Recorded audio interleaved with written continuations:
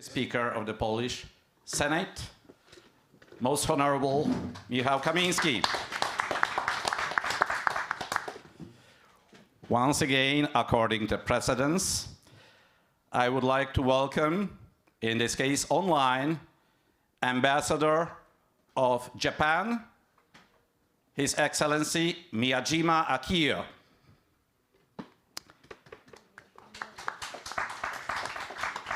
Once again, it's my honor to welcome Her Excellency, Mrs. Alana Hudson from New Zealand. It's also my pleasure to welcome Her Excellency, Ambassador of India to Poland, Mrs. Nagma Mohammed Malik. Of course, once again, I would like also to welcome our Polish speakers and experts. First of all, our former Deputy Minister of National Defense, our Ambassador to the United States, Mr. Robert Kupiecki.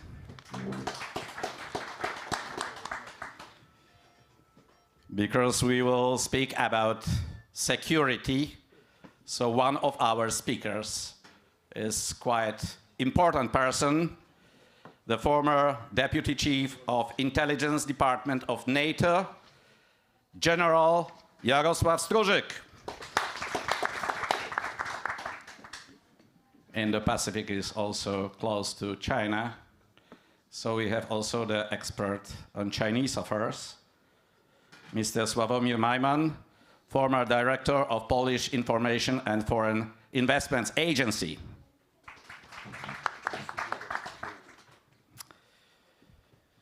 It's my pleasure also to welcome a representative of Japan here, the Deputy Chief of Mission, Chancellor Akira Tajima.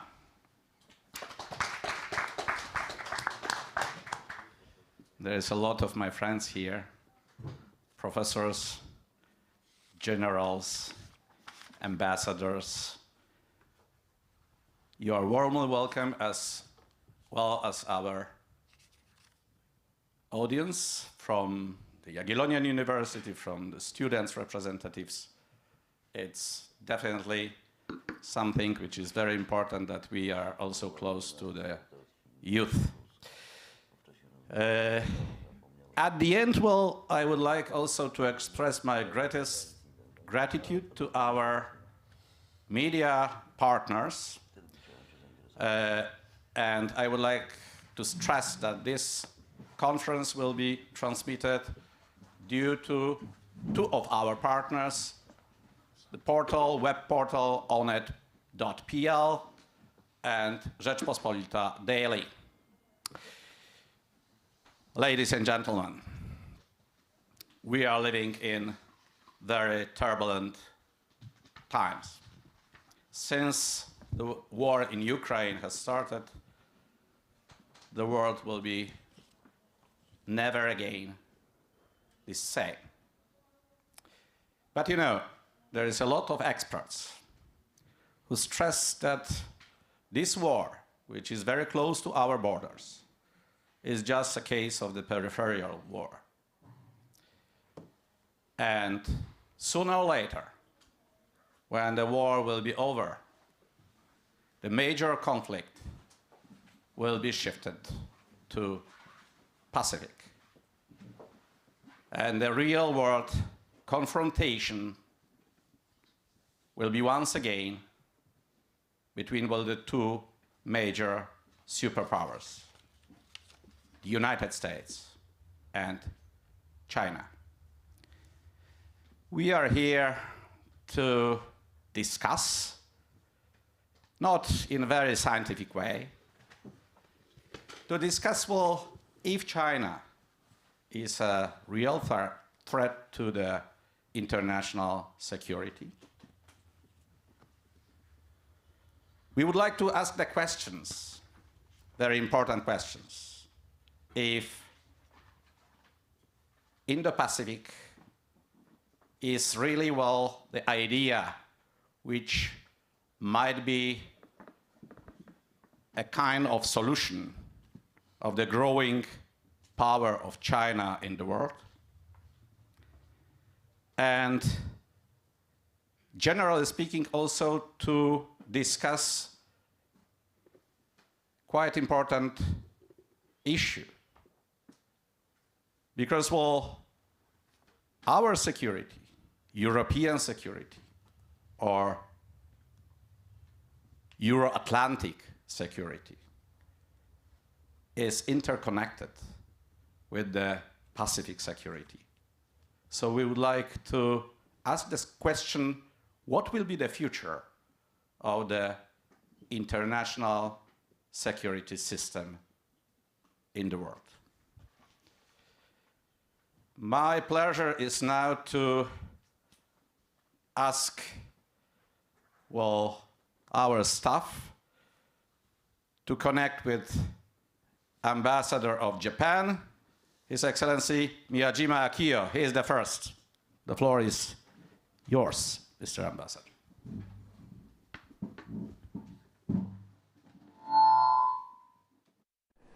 Good afternoon. Thank you very much for this opportunity. I'm very, very grateful. Now, everybody is focusing on Ukraine, but as you know, world is bigger than Europe, and Indo-Pacific region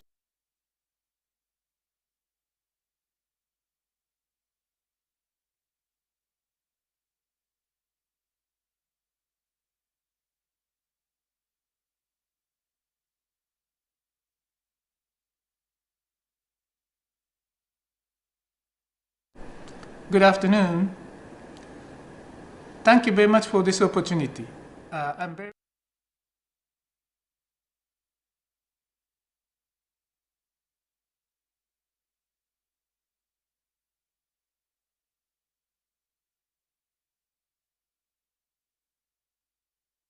grateful. Now, everybody is focusing on Ukraine, but as you know, world is bigger than Europe, and Indo-Pacific region's importance is growing and growing. So this will be a wonderful opportunity to discuss the perspective from the Indo-Pacific region, and then what will be the relevance for today's Poland and Europe. I would like to talk about 3 points. One is about our perspective on Ukraine. Second is East Asian security. Third is Poland and Japan. First, Ukraine. Russian aggression against Ukraine is totally unacceptable. It is blatant violation of international law and we have been condemning it strongly with the international community. I'm very impressed with the brave Ukrainian soldiers and also very warm and then big heart of the Polish people, which welcomed such huge number of the Ukrainian refugees with astonishing humanitarianism. Poland has been playing very critical strategic role, providing military assistance and also humanitarian aid. Japan, with other international community, have been condemning Russia, implementing tough sanction measures against Russia, and provided significant assistance to Ukraine. We will continue to do that. Recently, the Russian leaders threatened the use of nuclear weapon. Japan, as a country which has experienced a nuclear weapon, the only country which has experienced a nuclear weapons horror and atrocities, we cannot accept that at all. This is really something we have to work together. Impact of the Ukrainian situation is beyond Europe. Inflation, food prices, and an energy crisis. So we do need to talk to Global South to maintain our solidarity. As for security also, that we firmly believe, the security in Europe cannot be separated from security in Indo-Pacific. Our Prime Minister says, today's Ukraine could be tomorrow's Asia. So with that in mind, we believe that we have to maintain good solidarity with Western like-minded countries so that nobody is going to take wrong lessons from this Ukrainian episode. So we have to win in that respect. Second, let me talk about East Asian security. East Asia is not as calm and peaceful as we wish. There is various kinds of attempts, unilateral or the attempt to change the status quo by force. South China Sea, East China Sea, Taiwan Strait, and by North Korea. Just recently, when the Speaker Pelosi visited Taiwan, there's a huge kind of the tension and also attention. And then just immediately afterwards, China conducted a big military exercise. 5 out of 9 ballistic missiles they shot landed in Japanese EEZ. North Korea conducted ballistic missile testing more than 20 times since the beginning of this year. Just recently, one of the medium-range ballistic missiles just flew over Japan. And now they are believed to be preparing for the 7th nuclear weapon testing. Another aspect we are observing is China-Russian collaboration and cooperation. In April, President Putin visited Beijing to attend the Beijing Olympic. There, two leaders announced unlimited friendship. Japan observed with concern the joint patrol by Russian and Chinese vessels circling around Japan, and their bombers also circling around. China participated Russians' recent military exercise in Siberia, they're called Vostok. So we do need to work together to make our region, the East Asian region, safe and prosperous. Japan is promoting the concept of FOIP, free and open Indo-Pacific, with like-minded countries like the United States, Australia, India. And Quad is a formula also to promote this concept with US, India, Australia. We had a summit meeting among the leaders last May. I would like to say that we welcome and also the engagement and a positive kind of initiative by European friends that making Indo-Pacific strategy by EU, and also the invitation for our leaders Indo-Pacific to NATO summit last June. Third, let me talk about Japan and Poland. Japan is going to assume the presidency of G7 after Germany from the beginning of next year. And then also next year, Japan going back to UN Security Council. Next May, in Hiroshima, Prime Minister Kishida is going to hold the G7 summit, where he discussed about world economy and then politics and maybe Ukraine too. But one of the important message is that our strong determination to achieve a world without nuclear weapons. Poland is a very important historical friend country and a strategic partner. Our people love Chopin, and we have common neighbor called Russia, and then we have a common allies that is United States.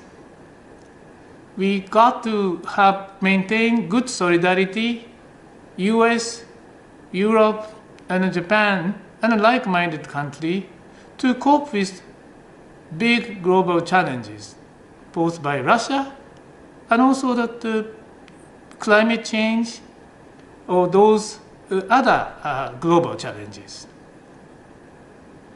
Japan is world's number 3 economy.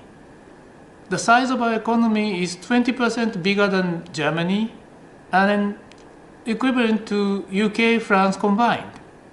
Japan is a leading country in the advanced technology, and it will remain the dynamo for the development of the Indo-Pacific economy and the world economy. Just recently, Japan abolished almost all the restrictions that imposed by COVID restrictions. So there will be no visa required. Please come to visit Japan and then making good friends and partners. And then bring Japanese people to come here. Because there's a misperception that, well, the Poland could be a bit dangerous country to visit because it is next to Ukraine. I do need your help. Prawdziwy przyjaciół poznaje się w wiedzie. Japonia solidaryzuje się z Ukrainą. Japonia i Polska to dwa kraje kwitnące przyjaźni. Dziękuję bardzo. Thank you very much, well, to Ambassador Miyajima Akio.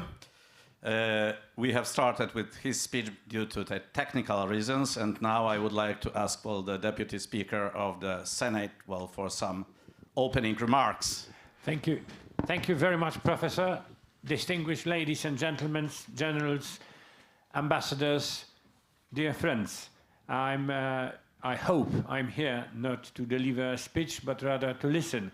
But being asked for quite short opening remarks, I would like to turn your attention to global significance of current Ukrainian-Russian conflict, which could be also seen from an Asia perspective as a crucial battlefield of the future. Because I think that the war in Ukraine is not even a geopolitical conflict between a falling empire and a very important part of this empire. Because obviously it is a geopolitical conflict, because without Ukraine, Russia can't be an empire from the European perspective, at least. But I think, which is very important for Asia, this conflict is much more a conflict of ideas, a conflict between democracy and autocracy. And this conflict is very important for Asia as it is for Europe. And when we see, and especially here in Poland, when we so often, quite rightly, criticizing West for having double standards, for not being enough aware of dangers of Russia because of trading deals we as West made with Russia, we cannot apply the double standards we are accusing West of. We cannot apply those standards to us when we are talking about China, because China is exactly the same autocracy as Russia.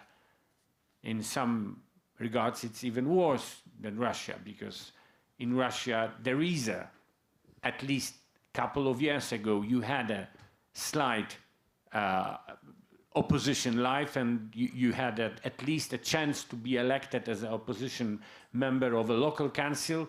It is obviously very, very small in terms of democracy, but it's still something. But in China, as we know, there is no such thing like civil society. And so when we are talking about Asia perspective, European perspective today, we should see the next century, which is starting actually 20 years after its mathematical time, because I think that we are starting the next century, we will start the next century after the war in Ukraine. And in this part of history, or the world's history, the most significant struggle, it will be a struggle between democracies and autocracies. I would not like this conflict to be a conflict between West and East.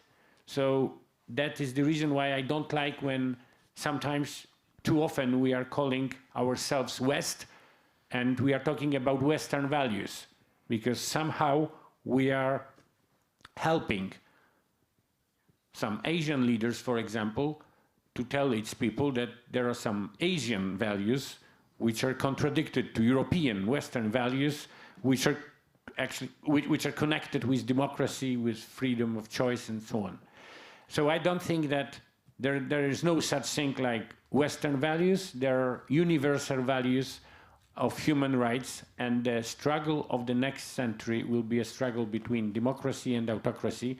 And I hope that democracy will win in Europe and in Asia. Thank you very much. Thank you, Your Excellency. And now it's high time to our two guests from Indo-Pacific embassies. Her Excellency, Alana Hudson, the floor is yours.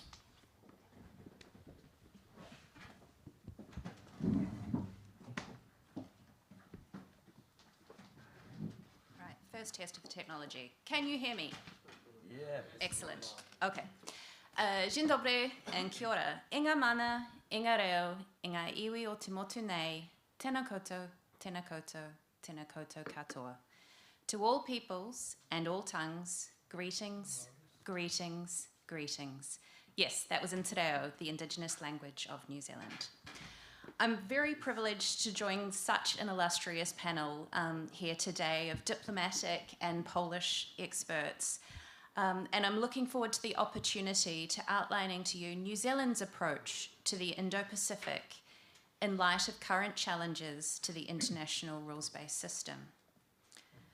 New Zealand is a small country, located, as many of you would see, at the far end of the world.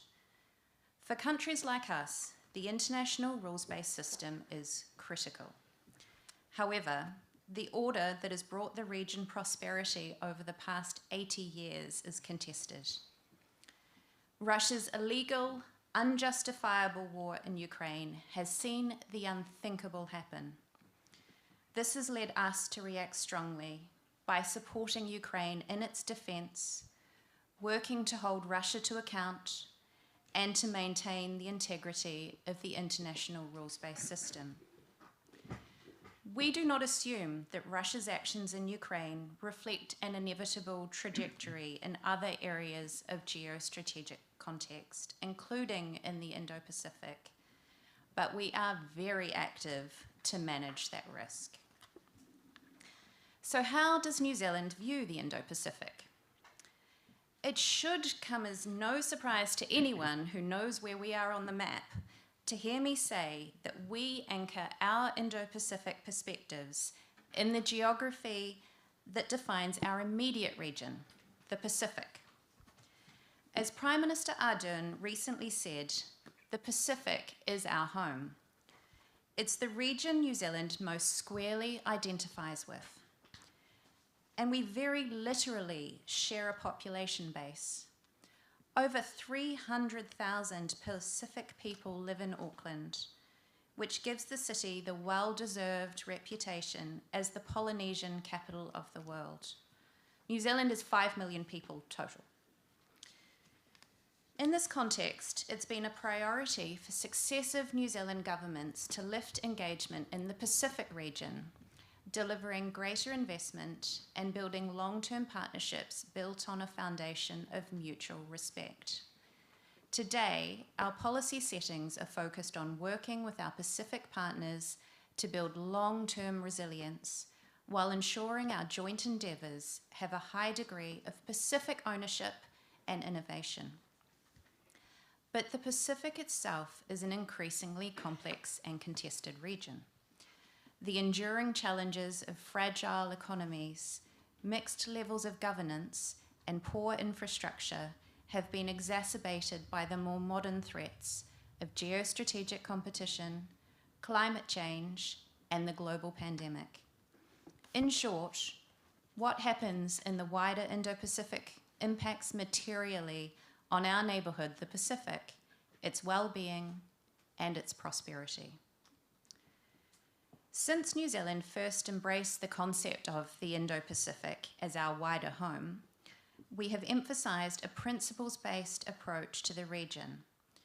We support regional architecture, including new architecture and regional initiatives that demonstrate clear respect for international rules and norms, including the United Nations Convention on the Law of the Sea, UNCLOS, and freedom in navigation and overflight.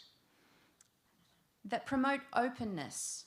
We want to see a region that is open for trade, investment, and the movement of people to support prosperity and open supply chains. That is inclusive and ensures all countries in the regions can participate. A system which upholds and respects nation-state sovereignty. And finally, that promotes transparency, which ensures that states are honest about their foreign policy objectives and initiatives beyond their borders. We see these principles as critical to ensuring regional peace, prosperity, and stability. They protect and advance the interests of all states, big and small, including New Zealand's. Economically, the Indo-Pacific is fundamentally important to New Zealand. The region accounts for 80% of our total annual global exports and is home to 4 of our largest trading partners.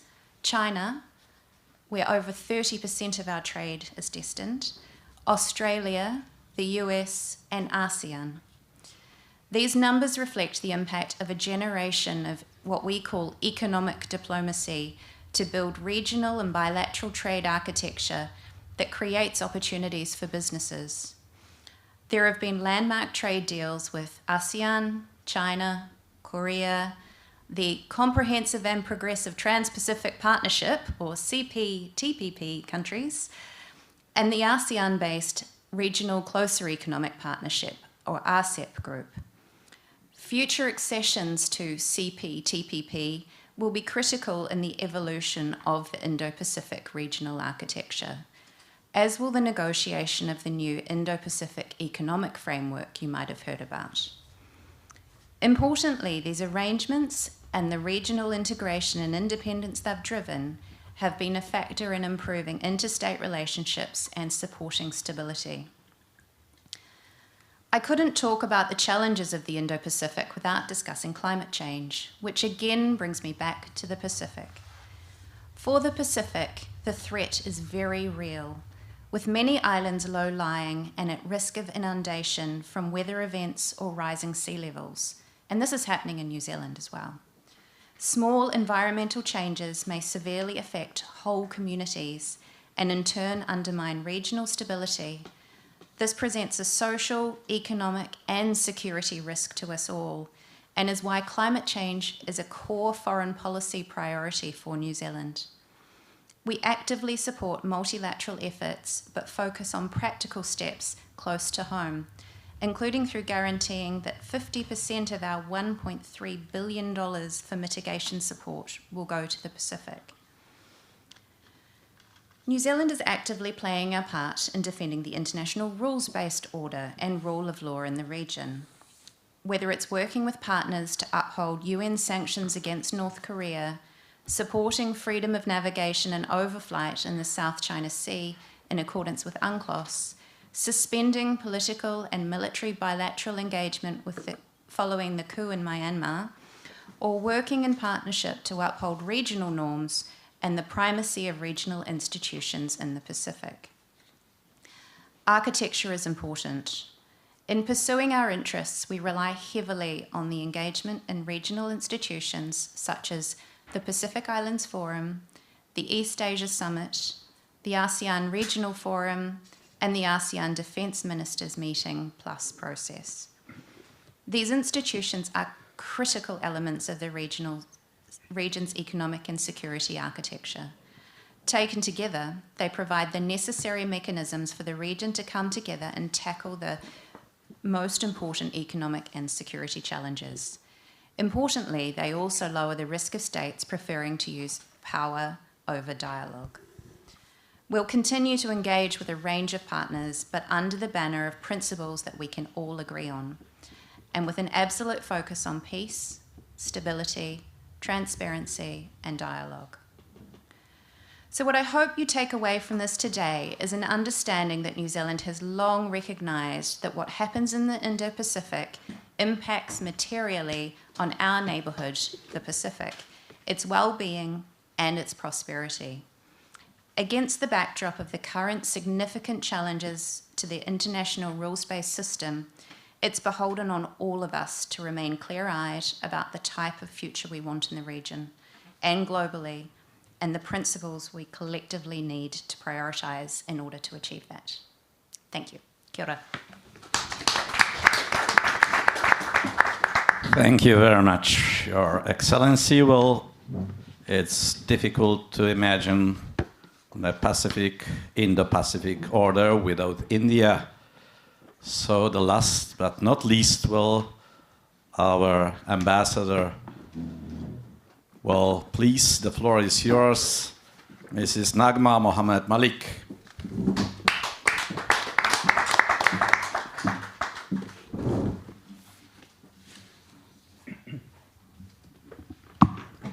Oh, can I move it sideways? Just a little downward.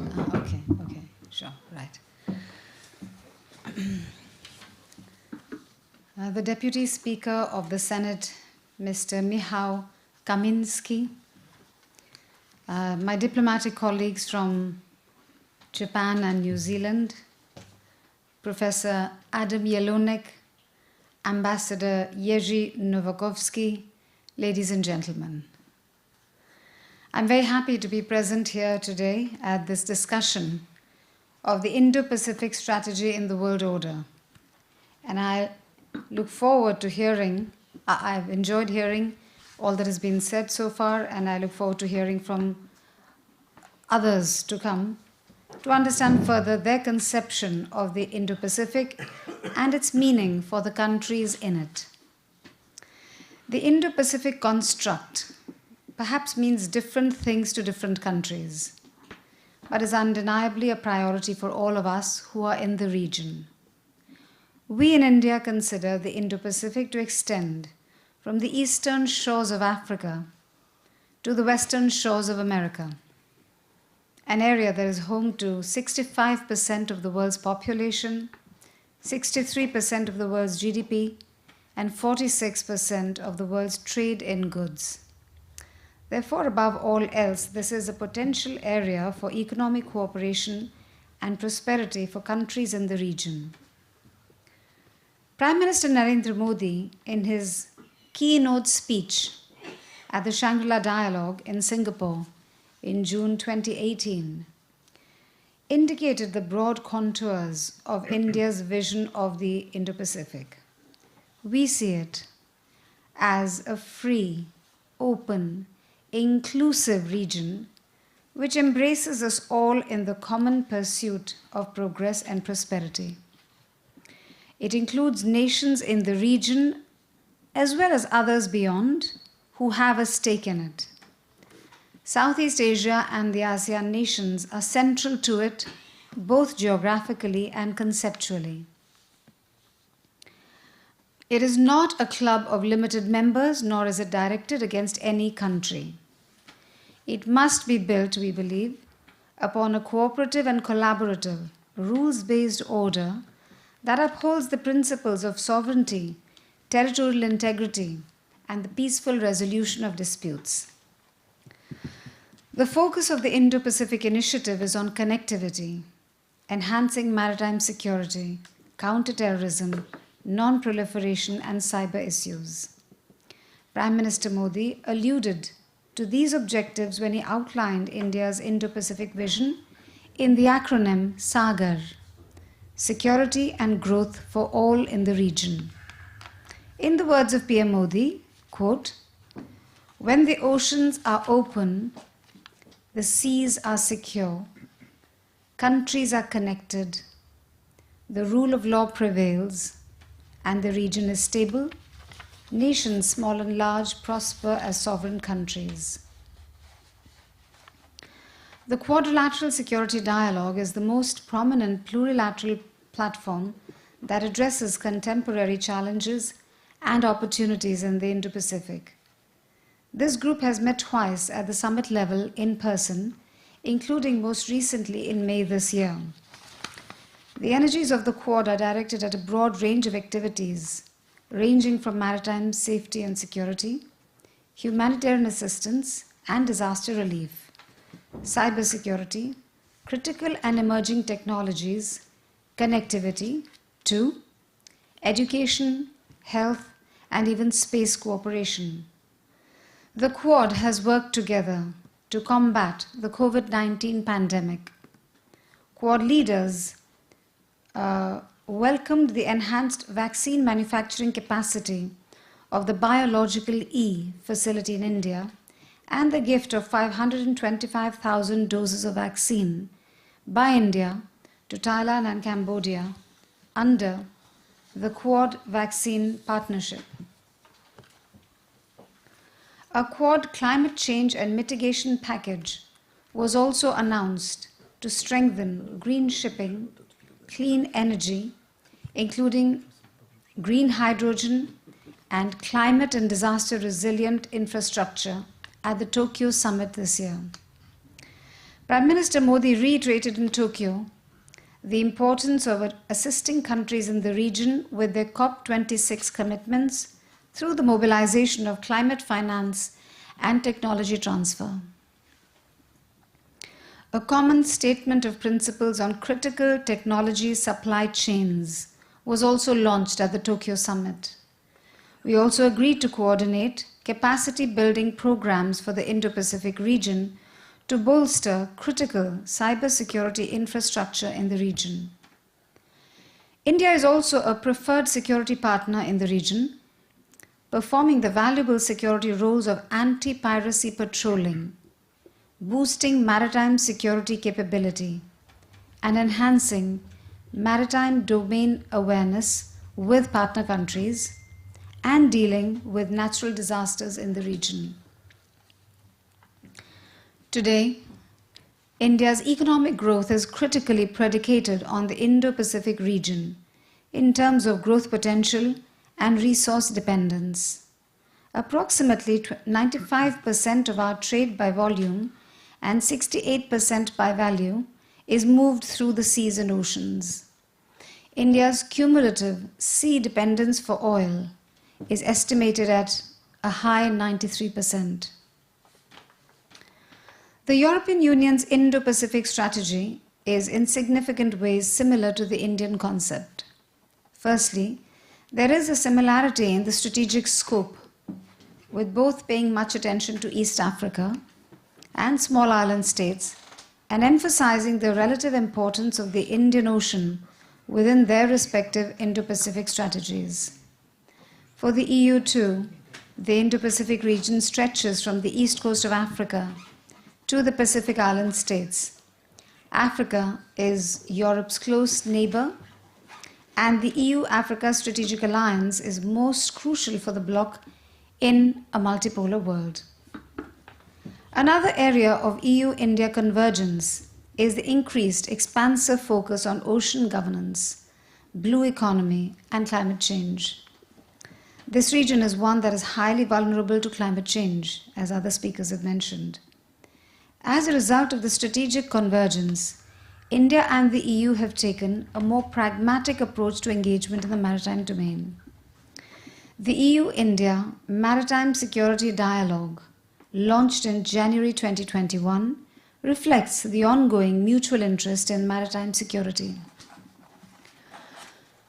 It is very desirable that the Indian Ocean and the Indo-Pacific do not become an arena of great power competition.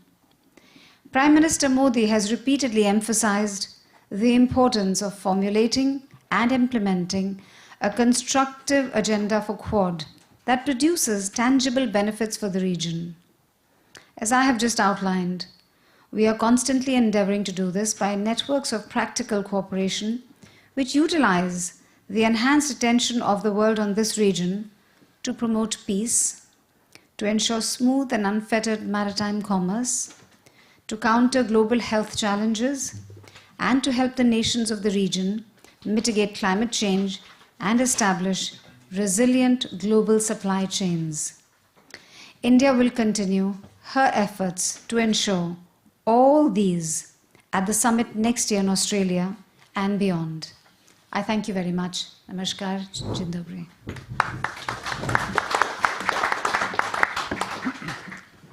Thank you very much, Your Excellency. And now will be the time for the Polish experts. And I would like to ask my partner and colleague, Mr. Ambassador Jerzy Marek Nowakowski, to chair the rest of the conference. Thank you. Well, thank you very much for giving me the floor, my role, it will be the moderation of the second part of our discussion, but I would like to ask one question asked by our internet watcher, especially because I know that the time of Mr. Speaker Kamiński is quite limited, and the question is very politically important. Does the Polish government have enough institutional capacity and human resources to create and then implement its own Indo-Pacific strategy? Mr. Speaker, you are the one from the leading politicians in Poland. Okay. Please. No, I'm definitely not, but it's not actually a $1 million question, because the question is unfortunately much more cheaper, because the Polish government has not enough in its institutional capacity and human resources to create and then implement its own Indo-Pacific strategy. And I think that it's a broader question of Polish elite, which is not very much interested in this part of the world. Our perspective is limited to Europe and to United States, actually. But Asia and Indo-Pacific region is not very present in political discussions in Poland. So there is a question not even of, it's not the question of being in the opposition today and criticizing the government, because I think that this critics could be well addressed to all Polish governments, not to this one. And I want to be understood. But obviously, in today's world, unfortunately, and this is much more political and current comment, Polish government, unfortunately, is focusing its strategy, its efforts on wars which are very unnecessary from the Polish point of view. And if you are focused on the war with European Union about the human rights, actually your image is damaged and your possibilities, your space for maneuver in politics in Indo-Pacific region, in Asia, in the post-Soviet zone, all the critical zones for Poland, our options are limited when we have an unnecessary conflict with the European Union. Thank you. Thank you very much. And Excellencies, ladies and gentlemen, we are coming back to the ordinary discussion. Which I should first of all ask Mr. Minister Kupiecki, Ambassador Kupiecki, for the presentation of your picture of security in the Indo-Pacific region from the Polish perspective. I hope that our discussion, it will be the small support for this, for the creation of this Indo-Pacific strategy, not only for Polish government, but also for the Polish, political elite. Ambassador, the floor is yours. Thank you very much, Ambassador Nowakowski. I understood my role here, and that was original part of the invitation, to tackle the mission impossible, namely to represent the, or I would say, to say a few words about the US strategy on Indo-Pacific and to involve the role of NATO into that frame. I think we may tackle the Polish perspective, and especially the recognition or the formulation of Polish strategic interests vis-à-vis various regions in the course of our discussion. And ladies and gentlemen, in my view, and let me, I would say, concentrate on four key points. And in my view, the US strategy on the Indo-Pacific is driven by two key features or key drivers. The first is clearly the idea of maintaining American preponderance in the region and preponderance on a global scale. And as far as that strategy or that principle has been declared by the United States by President Obama in 2012 under the famous formula of Asian pivot or American pivot to Asia, that strategy can be hardly called, I would say, a consistent one, or implemented in a consistent manner. It started very openly, and then it transformed into America first, and now it is being corrected by President Obama with a clear return to the initial tenets of American strategy of the beginning of the first decade of this century. And the catchword for the current US strategy on Indo-Pacific is free and open Indo-Pacific, sharing principles of openness, interconnectedness, mutual prosperity, security, and resilience, or, in my own words, alliances, partnership, and even deeper US bonds with the region. And this year was of pivotal importance because it featured two major strategy document in the United States, the regional strategy of February, and very fresh national security strategy. And I would definitely encourage European readers of that latter document to read the regional part, the chapter 4 of this strategy, and especially to look to take a closer look at the sequence of regions mentioned in the document. It starts from Indo-Pacific. For Europe taking position number 2 in that sequence. We may come back to the European implications or implications for Europe of this perspective. And clearly, the second driver of U.S. strategy is the growth of China. China challenging both regional and global role of the United States in terms of values, in terms of say military activities, in terms of economic performance, or if you wish, in terms of weaponizing of everything. If we look back to the 1999 paper on unrestricted warfare and political implications of that perspective of how to conduct or how to, raise Chinese assertiveness in the region, it's enough to state that President Biden, at multiple occasions, called China the most serious U.S. competitor in the region and in the globe.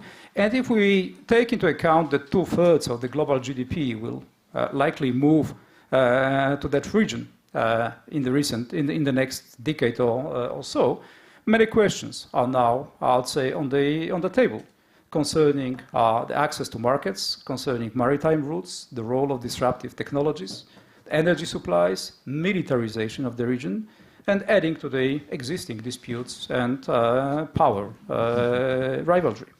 It is also important to note that there are two competing visions of the regional order. The one cast by China in its Belt and Road Initiative, and the other, by the United States, with the free and open Indo-Pacific vision.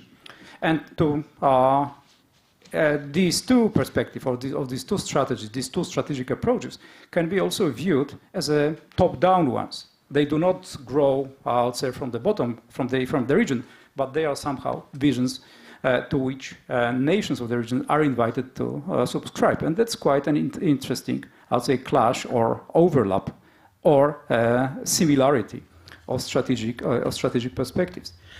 I calculated, I'd say, preparing for this conference, I started to count the layers of American institutional engagement with the Indo-Pacific nations. And I was able to somehow find 5 distinct institutional expressions or approaches by the United States to the region. For my own sake, I call them multilateral platforms. And those are famous, ASEAN, APEC, and the newly created by the United States Indo-Pacific Economic Framework for Prosperity.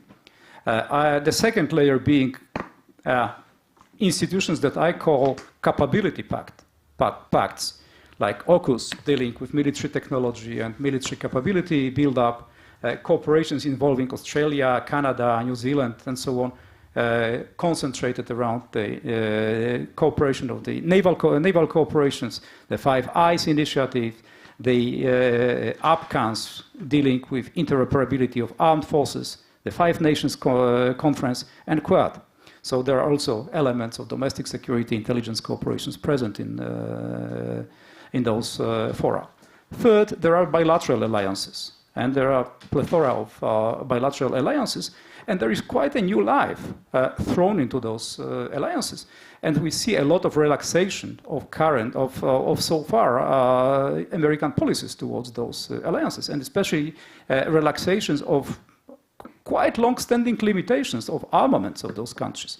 If you look at the developments in the missile field, with the Republic of Korea, with the Philippines, sometimes it breaks with the tradition dating back to 1979, when it comes to a limitation on missile activities or acquiring certain type of missiles. So capabilities build-up is the name of the game with the bilateral alliances of the United States.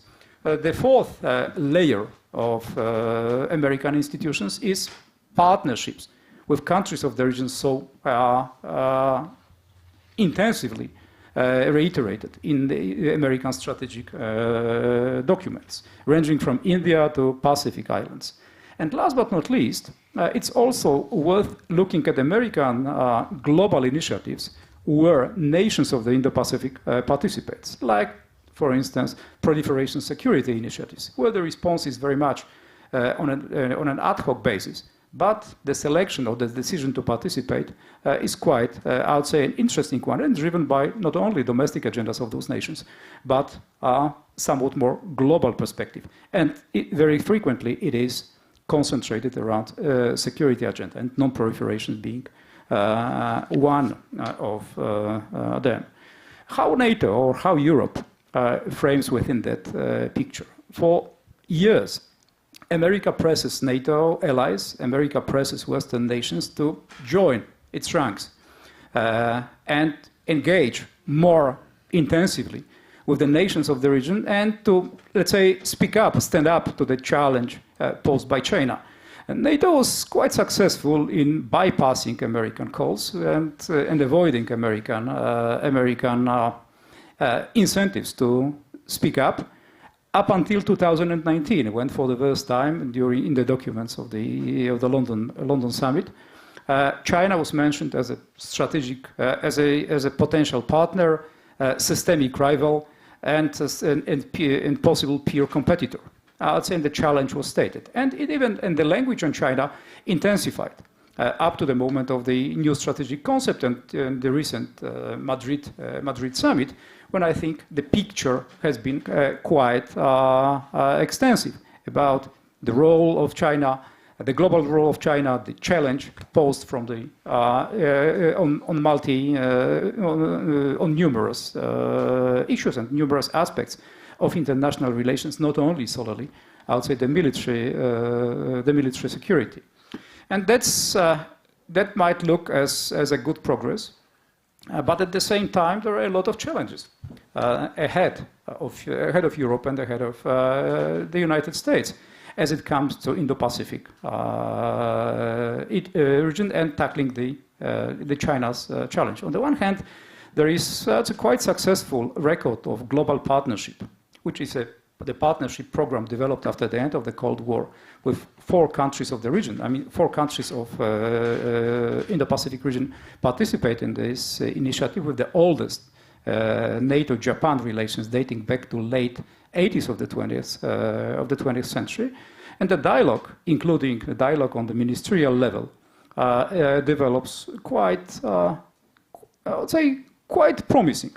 If I may say so. If we take into account the participation of the nations in NATO operations, the dialogue on cybersecurity or countering disinformation. Not to speak about something that I would call, perhaps General Struzik may continue on that, I would point to this kind of cooperation that may lead to working out some, let's say, common perspective of the threat perception, whatever we may call the platform worked out with the nations of the region. Obviously, the joint threat perception is the document and the policy and the platform working out by NATO nations. And there are many challenges to conclude. The challenge is also important for Poland, stemming from possible consequences of Europe and NATO failing to connect with NATO strategy. I deliberately hesitated to use the word to emulate American strategy or to follow US strategy concerning the region or concerning China, but somehow connect in strong terms with this strategy by the military buildup in Europe and by being prepared to support politically and support economically and I'd say, in some cases, support militarily the US effort. And the first harbingers of that happening we see in naval exercises in the region, the exercises of the last year. But at the same time, there might be severe consequences of Europe and America not being able to create I'd say, common understanding of the situations and delineating their interests and delineating their possible policy responses or any other kind of actions. And Europe, as we see, for instance, U.S. responses to their allies in Kurdistan, or the U.S. rapid withdrawal from Afghanistan, if hostilities or if hostilities might break out in and around Taiwan, Europe should not be surprised that it will be expected first to take more responsibility for itself and in its own defense, and to contribute to the U.S. To the possible U.S. Actions on all possible fronts. And from that standpoint, there is still a lot to be done for NATO and for the United States, and this missing Indo-Pacific or weak Indo-Pacific link of joint transatlantic strategy. I'll be happy to say a few words about possible consequences of the Russian aggression against Ukraine for Indo-Pacific region, for the perspective of China or the US understanding of its commitments, but I think that can be spurred for our discussion. Thank you very much.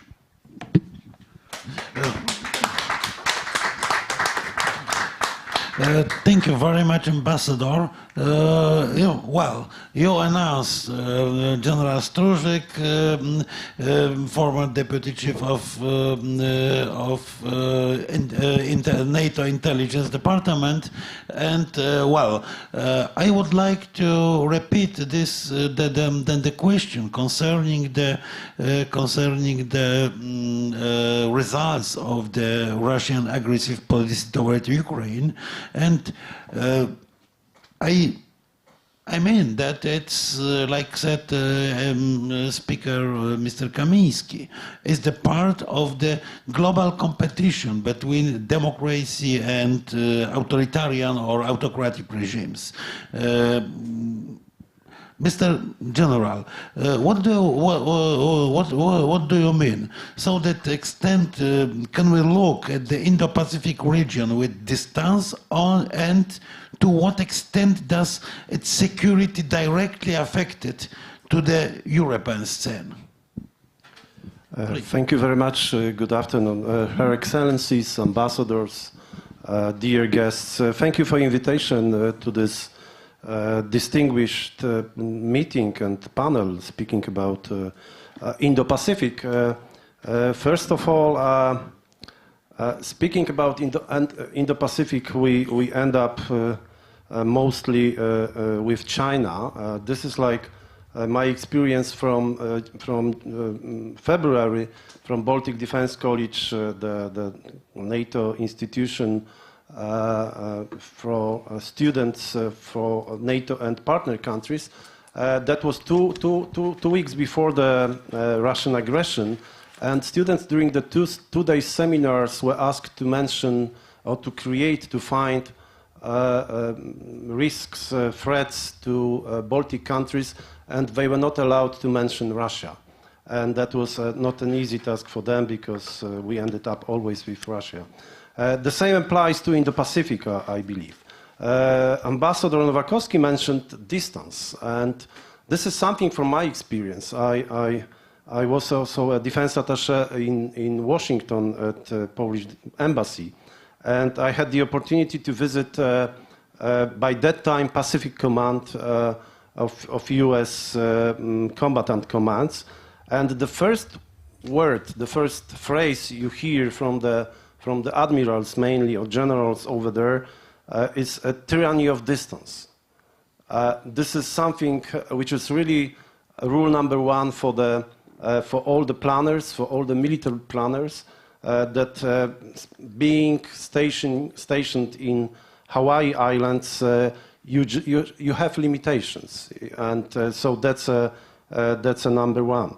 But also, speaking about Euro-Atlantic and Indo-Pacific, and trying to find some differences,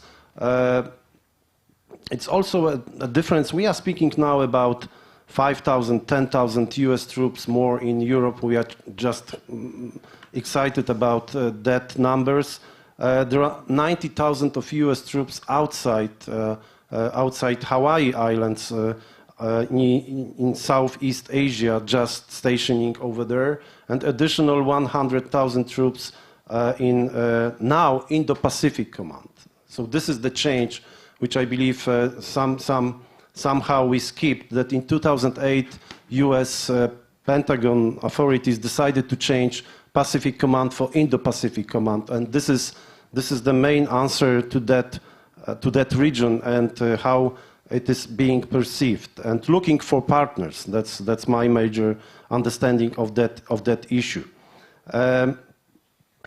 But speaking about China, because as I indicated, we should end up with China. I would like to mention four domains, four layers of possible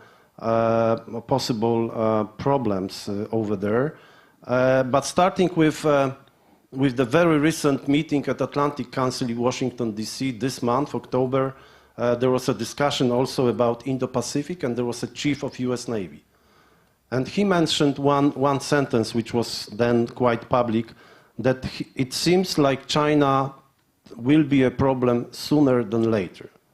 So that was his quite frank opinion or assessment, I believe based also on some assessments he was able to read. Maybe that was the message, just messaging on narrative, but I believe that could be somehow true. But when we speak about the common understanding of threats, as it was indicated by Minister Kupiecki, it's really hard to sometimes to define the common layers of those threats by all Indo-Pacific nations. This is like the discussion in our Euro-Atlantic area, what was more important a couple of years ago, south threats or threats from the east. Now it seems to be quite clear. But again, coming back to China, I would like to mention during this during this intervention. First of all, the question, hybrid or conventional threat? Or hybrid threat is really ongoing one with growing China capabilities on the cyber domain, mainly on the information domain, with a very good home exercise which they could arrange for domestic reasons. And then we sometimes, when we think cyber, mainly we name Russia, but then sometimes, very seldom, but sometimes we forgot China capabilities, that they are also well ahead of other nations, also in terms of offensive capabilities. So as I said, conventional, it could be later, of course, but let us remind that still China has this goal of 2049, the fully equipped armed forces and ready for the global power exercise for the 100 years of existence of China. And also we have to mention the moon capabilities, as I could call, in 2035, really growing. This is like the discussion we have about Russia 10, 15 years ago at NATO. We were mentioning Russia, we were not understood fully by many of NATO members. I had this opportunity to brief some military commanders or politicians or ambassadors at NATO. They were always like, okay, yes, Russia is growing. They have better capabilities with regards to air force, ground forces, but what's the goal? I mean, we think that they are not going to use this. So the same applies to China somehow, with these growing capabilities. And growing capabilities also about from military production complex. They have 4 holdings companies in number, first 10 world companies and 7 in 15, first 15 companies. This is something which is really tangible and gives us a real perspective to this issue. It was already, I believe, spoken about Russia and China cooperation. This cooperation is quite enormous, also to include joint Russian-China exercises in the Baltic Sea. It used to be a yearly exercise. That gives us also the depth of this cooperation between those nations. Perhaps in the future, joint patrols, joint air capabilities within these two nations, but that is interesting questions for the near past, I believe. So what are the main challenges for that region? That indicates from this tyranny of distance, from my perspective, first of all, this is logistic. This is something that US is struggling, I would say, with the logistic. If something tangible, conventional might happen in vicinity of China, we haven't mentioned, I believe, Taiwan yet, so let's not mention that. So that's the main challenge for them, for us, I believe, and for all nations over there. The cooperation between those nations, Indo-Pacific nations, it's not so dynamic. Speaking about the current Ukrainian, Russian aggression on Ukraine, we know how much it depends on the intelligence cooperation, on the information that might be provided. It was mentioned already, the Five Eyes initiative, which Australia and New Zealand is part of that. That is of enormous importance for getting good information from that region. So I believe with this, maybe one more question, one more issue about China being mentioned in NATO documents, but this is mentioned as a challenge. We might we might call it concern, I would indicate that at NATO, if you assess, if you have some intelligence assessment, you have these 3 layers division of potential risks, but that's you have concern, then above that you have risk, and then you have a threat, and now Russia is a clear threat to NATO, and that no doubt about that. So with this, thank you so much.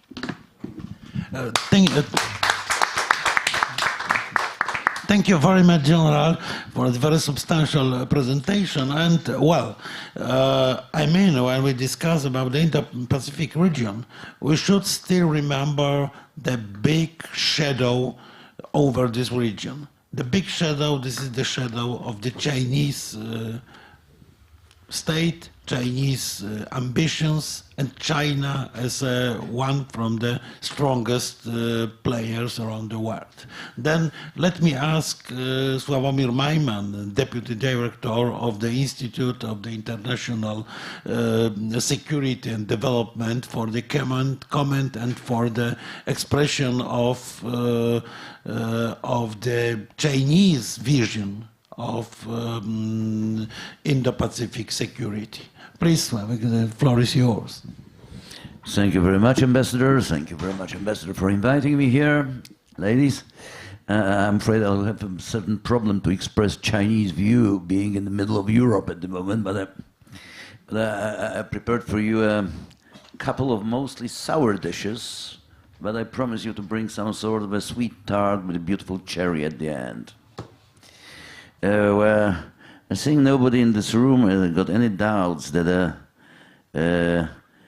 Indo-Pacific mega region replaced Euro-Atlantic as a key arena for international competition and fight for security.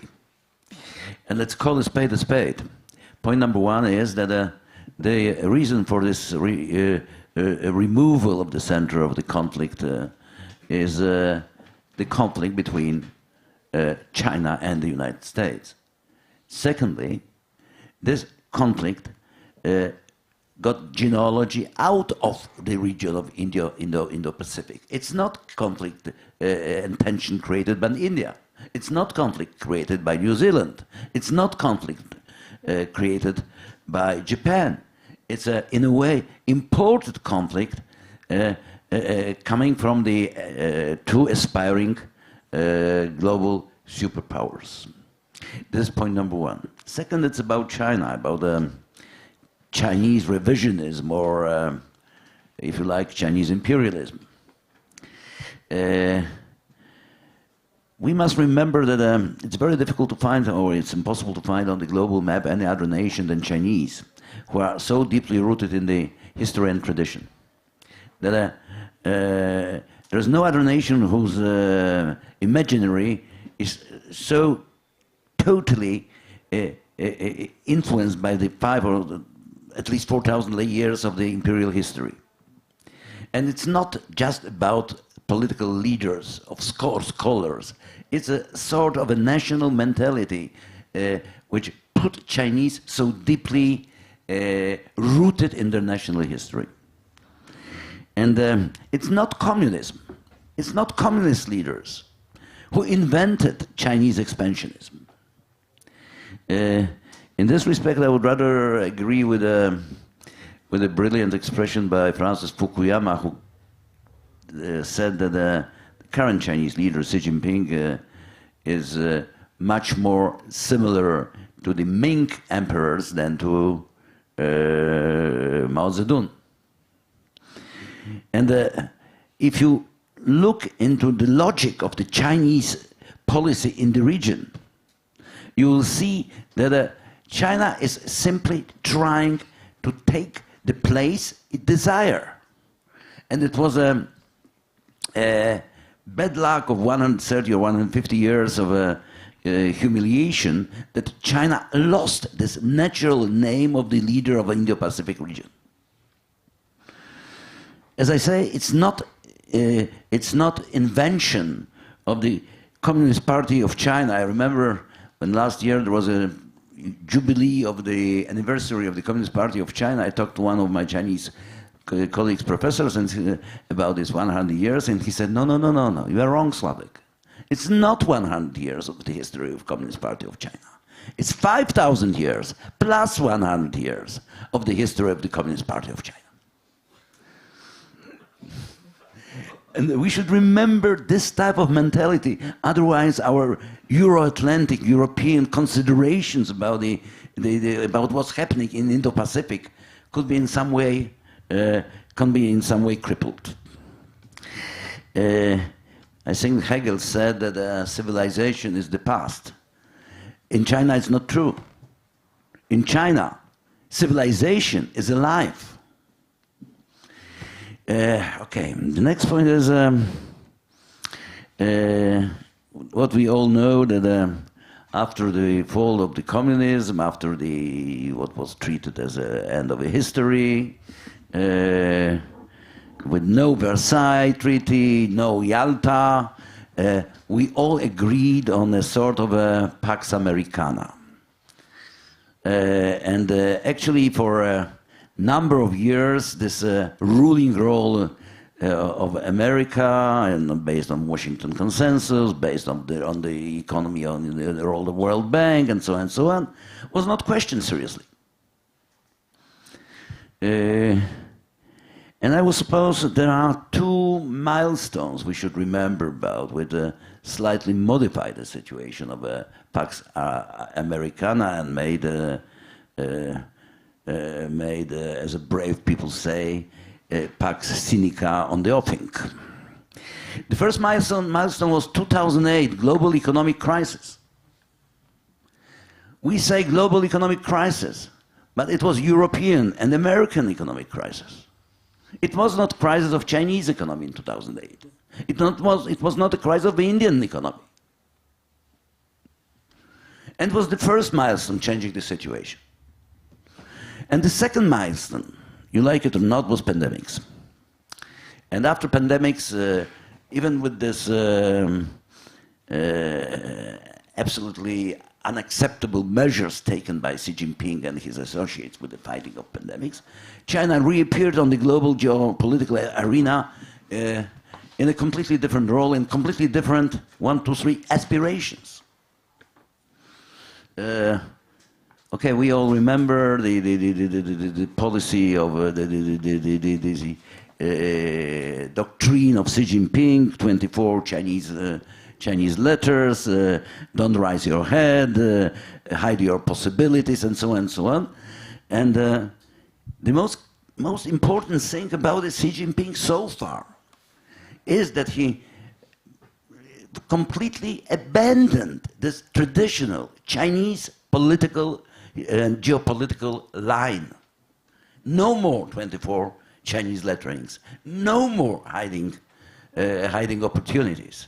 No more bowing heads. As I say, China started to take something which they treated, it's treating as a granted. And this is the next point. One more point I would like to deliver to you is about the complexity of the conflict. The Soviet-American conflict, which majority of us remembers, despite the ladies, of course, was relatively simple. It was, first of all, military conflict with a certain ideological shade, because this ideological shade doesn't exist in case of a China-American conflict, because I don't know too many people who are seduced by the charms of the socialism with the Chinese face and want to introduce it in Europe, for instance, or in any other Asian country. But this conflict is much more complicated than this military Soviet-American conflict, because it's first of all, it's technological conflict, it's economical conflict, of course it's military conflict.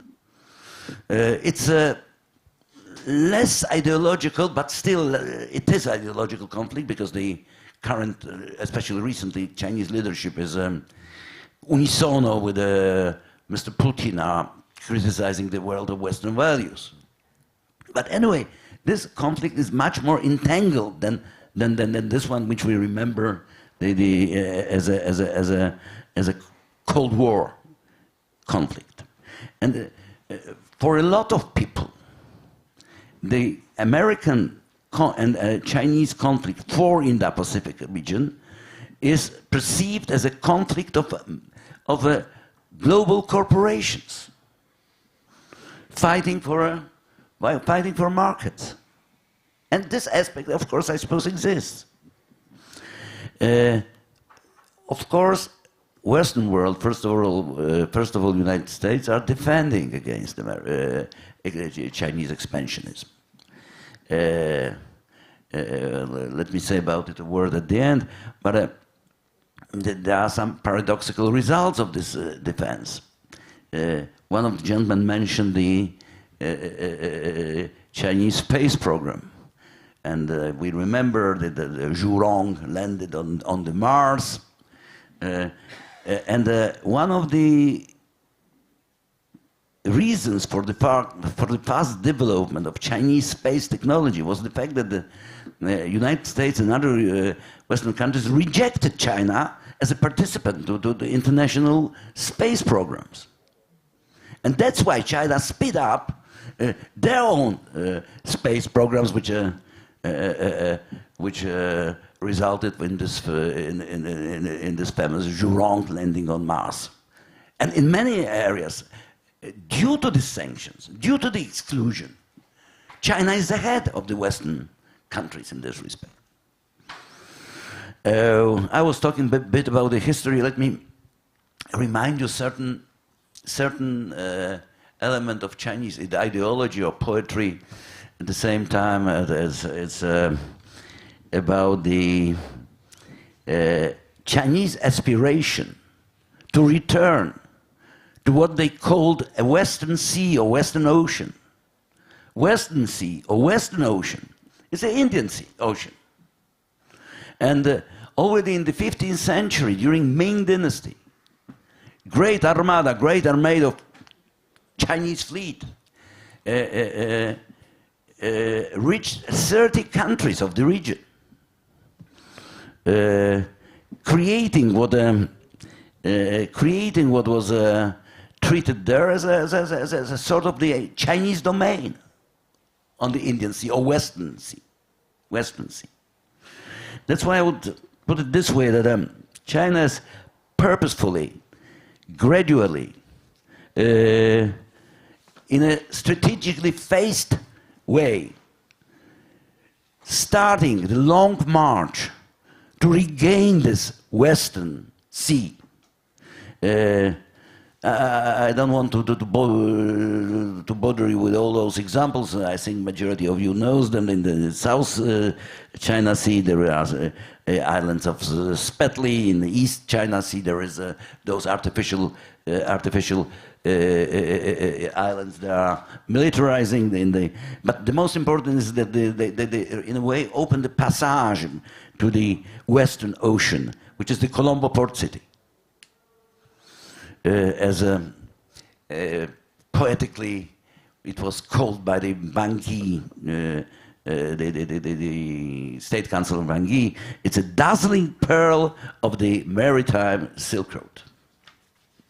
But at the same time, strategically, it's a gate to the Indian Ocean, to the Western Sea.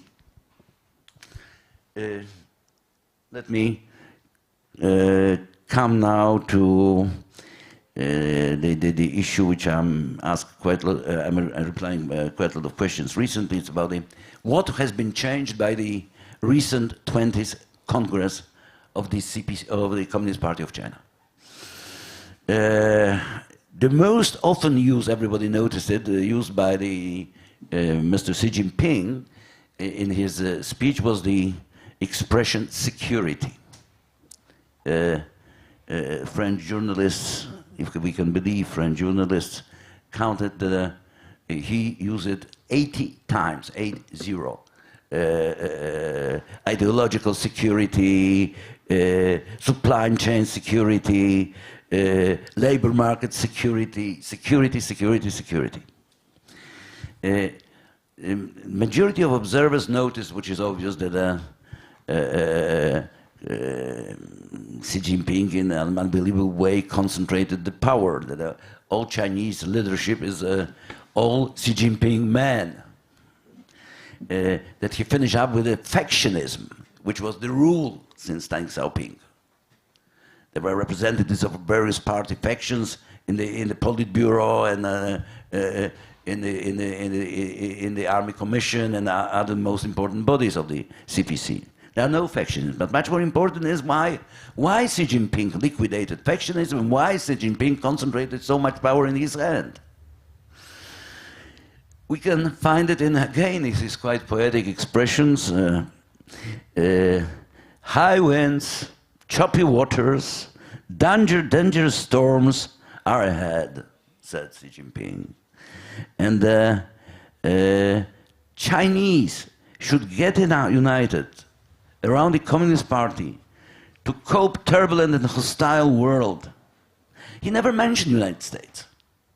He never mentioned any other country. But he said that the external, he was talking about the external attempts to suppress and contain China. And that those external attempts may escalate at any time. As we may see, we haven't heard anything militant about Taiwan, but if you try to understand the spirit of the speech of Xi Jinping, we may see that a part of his legacy is reunification. Let me mention two major, in my opinion, takes from the CPC Congress. Definitely, China is going to get consolidated in a view of various threats and challenges of the global world. First of all, the Indo-Pacific region. That's one. That's no doubt about it. They want consolidation. They want to get stronger. They want to get stronger to pursue their long-term, as I called it, long march to control the major arena, which is the Indo-Pacific. And second thing, which is quite dangerous from my perspective, it's of course we haven't had a classical democratic check and balance in China, and we never had it. But we have a leader with such a position in China who cannot be corrected by anybody. If he comes to any hawkish conclusions, we never know what he is going to do. The best example is Mr. Putin now. Yeah? If he comes to any hawkish conclusions about Taiwan, about any other part of the world, there is no correction mechanism. The oldest of us remember 1964 when the Soviet leadership came to the conclusion that Nikita Khrushchev, that time first secretary of the Communist Party, prime minister, goes too far. And there was sort of a correction mechanism in non-democratic Communist Party of the Soviet Union to eliminate the leader who is getting crazy. This mechanism in the powerful China, more and more powerful every day, doesn't exist. And this is the little item which we should be really afraid of. No, not who is member of Politburo or Shanghai secretary. And finally, I'm very often asked by my American colleagues at various international conferences, why you are not afraid of China? I mean, why you Poles are not afraid of China? Why you are afraid of Russia? Okay, it's normal, natural. But why you are not afraid at all of China? It's practically impossible to define a general line of Polish policy and long-term strategy towards China. Mixed signals are flowing from Warsaw to Beijing, and periods of sudden intensification and the desire to intensify relations are intertwined with years of stagnation and even demonstrating reluctance and hostility. There is nothing like general Polish strategy towards China. It's never been created. And finally, let me say with let me say that much to our regret, which was expressed by the previous speakers, Indian-Pacific region is not important and will not be important for a number of years ahead in the Polish politics and the Polish economy. With all due respect to our way of thinking, which is different. And I promise you something optimistic at the end, and it looks like that Indo-Pacific conflict is a long-term conflict, which will last decades. In this, that's why I'm not sure that we are facing thanks God, we are not facing a quick solution. And I suppose that long-term conflict is better solution than air carriers coming from the Gerald Port to bomb Shanghai. Thank you. Thank you very much for the extremely expressive presentation. Now, as usual, is the time for the question and answers. I would like to invite our distinguished guests in the room and those who are watching us online to comment and first of all to ask the question of our panelists. It will be much easier if you want to indicate the person to whom you address your questions. And I remember the special privilege of moderator. I try to start from the less political question addressed to Lady Ambassador of India. India is a global power in film production and the distribution of the cultural goods. How do you assess the role of the so-called soft power in building and stabilizing security in the Indo-Pacific area? Lady Ambassador.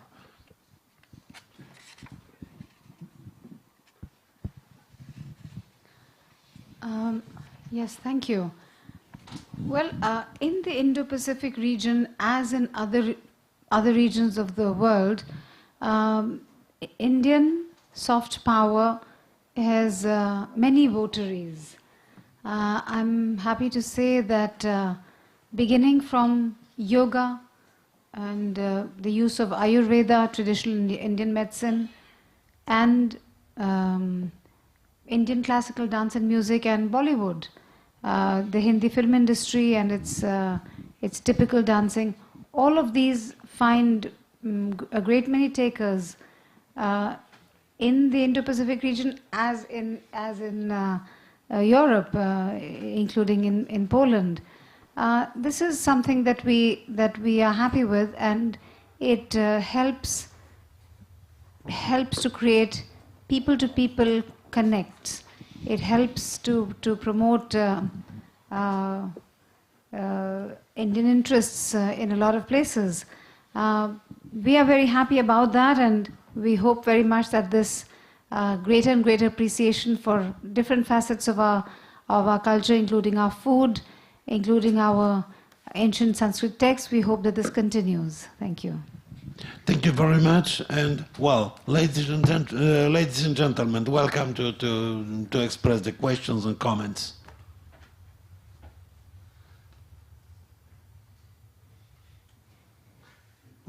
If not, okay, Ambassador Szymowski, please. Well, thank you very much for the conference. Just a moment, microphone. Thank you very much for the conference. My name is Tadeusz Szymowski, and I was ambassador to Australia, New Zealand, Papua New Guinea, Indonesia, Timor-Leste, and Secretariat of ASEAN. So I covered quite the world we are talking about today. And the title of the conference is Indo-Pacific Strategy. And I wonder why this part of Indo is not reflected in my way, in a proper way. Sławomir Maiman mentioned at the end the dream of China to rule the Western Ocean. But none of the participants, none of the panel mentioned the very important structure which exists on the Indian Ocean, which is called Indian Ocean Rim Association, IORA. which was created in '97 in Perth in Australia, but it's already quite important. It's vivid. There are summits, there are discussions on the number of issues, etc., etc. The Indian Ocean, as far as you know, is one of the most important oceans in the world. One can say that there is 2 or even 3 every day. The huge aircraft, American aircraft carriers, are on Indian Ocean. The Diego Garcia, the biggest American naval base, is Indian Ocean. It's from Diego Garcia the actions on Iraq, Iran, Afghanistan were going on. The Indian Ocean is 2/3 of the transport of oil and gas. It's 50% of the containers transport. It's 30% of heavy goods transport. And if China wants to get there, which is obvious, and it's not only Sri Lanka, Hambantota, but also it's Gwadar in Pakistan, it's Djibouti, the ports of Myanmar, etc., etc. But if China really wants to join, well, militarily, the Indian Ocean, they need the straits. They need the Indonesian straits, which is not easy. Indonesia is not very happy of having the Chinese naval military ships crossing the Indonesian straits. Although, as far as you possibly know, the Australians were much open to China than Indonesia. The Darwin port, quite a big part of Darwin port, is in a Chinese hand. The Chinese just rented Darwin. And you know what? For 99 years. It's like Hong Kong, which was for 99 years in the British hands. Now, the big port of Darwin in the North Territory of Australia is in the hands of China. The Timor-Leste, okay, you can say a small country, but the real role of China in Timor-Leste, it doesn't matter how big is the island and what strength is itself, but is it a Timor Strait? They need the straits. So far, they don't have it. And, well, let's look to the Indian Ocean.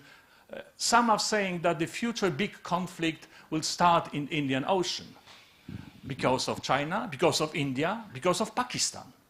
And the Indian Ocean rim covers, well, from Australia through Asia to South Africa.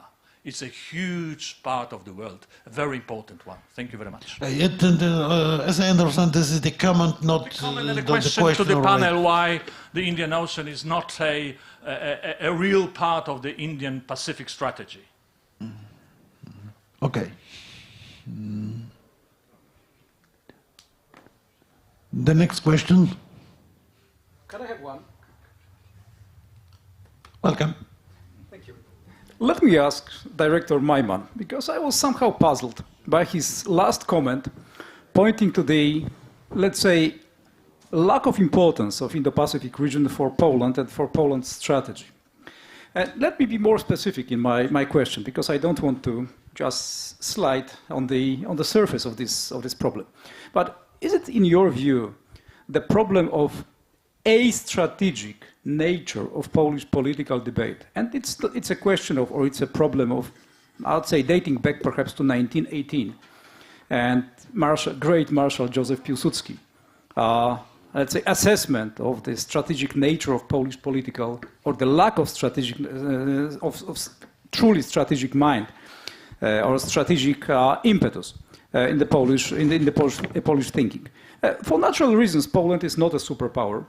And I'd say expectation of having regional strategies emulating, I'd say, American one, Chinese one, or any other of great powers might be a naivete, given the limited potential, the limited number of experts.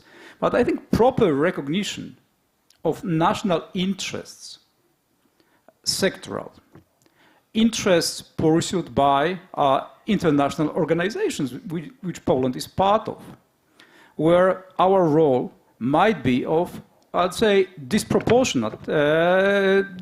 It can be disproportionately huge. might be important in that equation. So rather than stating the lack of national strategies or unimportance of certain regions, and that also echoed in a sense in the intervention of Senator Kamiński, it would be better to think in terms, what are the interests, what are the key drivers of Poland's foreign policy in the region? What is the role of institutions in that regard?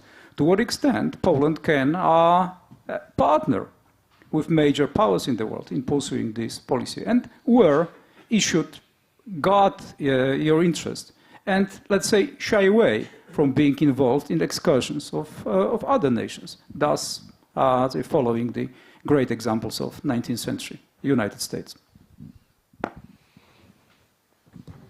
You're welcome. Oh, yeah. Thank you very much, Minister, for this exciting question, because it's exciting because I'm asking this question to myself for a number of years. Maybe about Marshal Pilsudski. You know, Marshal Pilsudski is an example of strategic thinking. Strategic thinking in the scope, in the area, which at that time, his time, was the major part of the, let's call it in our language, global confrontation. The Major Pilsudski is a positive example. I have no doubts about Pilsudski. Okay, good. But why we mention Pilsudski? Because I don't agree with the point that it's a sort of a national disease of Polish people, or Polish politicians, or Polish think tankers, that we don't think in the terms of, in the global terms or strategic terms. It's not true. What's the point? The point is that the region we are talking about, and first of all China, which is somehow stealing majority of our time, is economically unimportant for Poland. If you take Chinese investments into Chinese FDIs in Poland, they are about 0.12% of global investment target of Poland. Please remember that even during current government, Poland is number 3, number 4, number 5, depending upon the year, destination of the top destinations of FDIs in Europe. China, 0.12%. Global, the powerful Chinese economy. Okay, we may say that we are importing a lot of China, that there is a no bigger place of sourcing, that even Polish Ministry of Economy is publishing data that 60% of these spare parts and components for Polish industries are coming from China. And as I expressed the happiness of the fact that these investments are coming to Poland from all over the world, but please remember that each new Korean factory in Poland, each new Japanese factory in Poland, each new German factory in Poland means imports from China. That's why we are not even talking in this country about decoupling. Well, I'm not mentioning Polish exports to China because already for, I don't know, 30 years, it depends upon the quarter of the year, it's 1 to 15, 1 to 14, 1 to 16, 1 to 12. And it's not changing. It's not improving. About strategic thinking, I don't know if it's strategic thinking. From time to time, as I mentioned before, we are all of a sudden trying to get closer to China. The first period was of such a closeness was 2012, 2014, when in Warsaw there was Prime Minister Donald Tusk and Prime Minister Będziabao announced the platform 16+1. And then after great hopes, there were great disappointments because countries of CE, Central Eastern Europe, expected the avalanche of Chinese money and Chinese investment, which never happened. And the Chinese were expecting that Poland will be the leader of the Belt and Road and other Chinese initiatives in Europe, which never happened either. Then the second peak was at the beginning of the rule of the current ruling camp, when certain eminent top governmental or state officials decided to try the concept, I'm sure you know, of a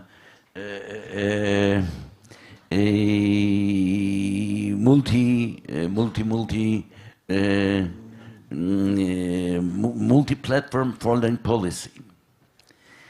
It means, okay, we have Germany, we have United States, it's fine, but let's try to balance the influence of Germany with our more active role in China.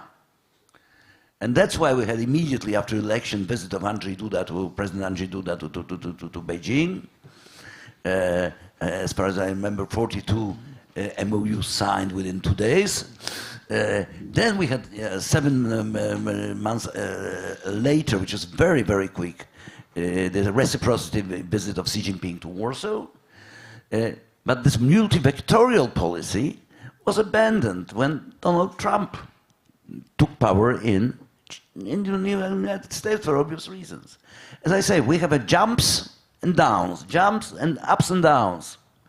And this is not strategic thinking. And I'm not sure Marshal Pilsudski will be not very happy with this type of approach of our country to thinking about the, as we all said, the most important region in the world. Thank you very much. Let me ask the questions of our internet public. China has published information about a computer simulation on an atomic explosion in Speyer and the destruction of the communication satellites. Is it an attempt at nuclear blackmail?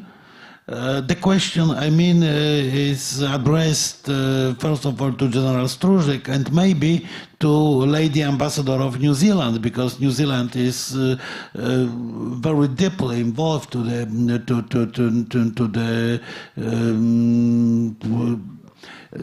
space communication. Lady Ambassador, of course, ladies first, please. Thank you, that's on, right. Well, I hate to disappoint you, but other than knowing that New Zealand is a space nation, I'm not actually familiar with this instance, so I can't talk. But perhaps just addressing my colleague, who I'll talk to you afterwards. But from New Zealand's perspective, we do look at the Indo-Pacific region as including the Indian Ocean. We are, as you would remember from your time, a very kind of pragmatic country. As a small country, as I talked about, we have to work with the people that we can work with on things. We don't have a strategy with a capital S for the Indo-Pacific either. It is encapsulated in our foreign policy, where our 3 priorities are prosperity, security, and sustainability. And so that's the lens at which we look at everything, and that applies just as much in our region.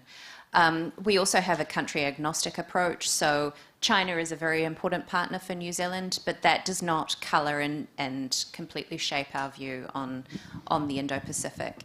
But I think we have to look at it, coming back to the space-related question, through all dimensions, and so that is very much a key part of how New Zealand looks at challenges through the world is how can we work with partners in our immediate region, okay, it covers almost 2/3 of the world, but in that region to really project our interests and values that we hope others also hold dear. Thank you very much. General, please.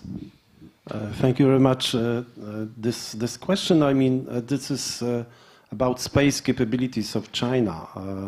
This is, if I recall, 2 major concerns of US about the world on military capabilities.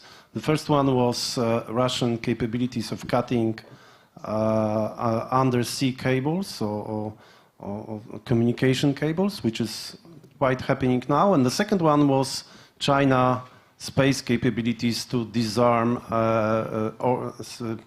satellites at the lower orbits. So that was the second one, and that's the exercise was taken by Chinese military with disregard in recent years. So that's I believe it's happening, and it should be of our concern. We now know much more about how much it values the Starlinks, the communication, the information, and targeting, all the capabilities that we might have from satellites. So yes, I mean, I don't recall this specific example as well, but this capabilities is of great concern of US and I believe other nations from Indo-Pacific region. Thank you. Thank you very much. General, please.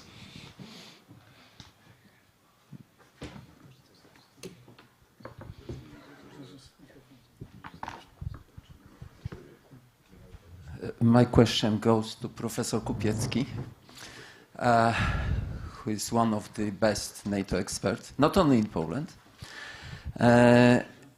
You've mentioned that China was kind of outmaneuvered into NATO documents gradually, but steadily by the US for a couple of years, and finally last year into the strategic concept where China is mentioned, I don't know, 100 times probably. And in the previous strategic concept, we had only 3 countries mentioned, which were nuclear countries and Russia. And in this one, which is from Madrid, there are many countries, but China is dominating even more than Russia. How could it happen that 29 NATO countries allowed the American trade war to be inputted into the basic NATO document? What would happen potentially if the American aircraft carrier at the Indian Ocean is attacked by Chinese? I know that NATO is global policeman for years. I know that we had these non-Article 5 operations. I know that we had these out-of-area operations. But will we apply Article 5 to defend Americans at the area which is not covered by NATO North Atlantic Treaty? We don't have North Atlantic Indo-Pacific Treaty. We have specific treaty which is in our Polish interest, and it should not be spread to the territories which are beyond, let's say, our capabilities. Thank you. General, you sound like President Macron. Thank you very much, General. Let me first disagree with you, as you are very nice to me introducing me as an expert. But let me, in reciprocity, let me disagree with you. It was not the understanding of U.S. position vis-à-vis China as a trade war, American trade war, that brought NATO to thinking about what is the role of regional strategy, broader regional strategy, and what should be the response towards more assertive, more active, more challenging on a global scale, not only regional but global scale, China. There are also good reasons, putting China aside, there are very good reasons for Europeans and for Americans to think in parallel about common challenges. Because I can clearly imagine scenarios where America heavily cut on its resources, military resources and capabilities, would not be in a position, let's say, to cover two operational theaters at the same time. The era of 2 major wars and 6 regional ones is over. And you, as I'd say, let me reciprocate, one of the best NATO strategic planners, know very well. So there are good reasons for Europeans to think in terms of backfilling American capabilities, to support American capabilities to deal on a regional scale and global scale with the upcoming challenge, and then to include China as basically a a subject of reflection. China hasn't been called a threat, nor a challenge, nor a risk. It's been called a challenge. And challenge in security terms means, I would say, a problem position, a problem to consider, a problem to tackle. And there is a lot of, I'd say, strategizing and a lot of politicizing into it in terms of collective response to the challenge. NATO should not be expected to act on a whole scale, on a full scale, in supporting American objectives in the regions. But there are nations clearly with capabilities to do so. And I think certain naval exercises took place last year that demonstrate the capability and moreover demonstrate political solidarity with the United States vis-à-vis its regional strategy. So there are good reasons for Europeans to think, and to think not about the United States and the US and serving US interests, but to think about itself and to what extent America should be, how should I put, lured to be more involved in Europe, and that can be done by responding to the US expectations.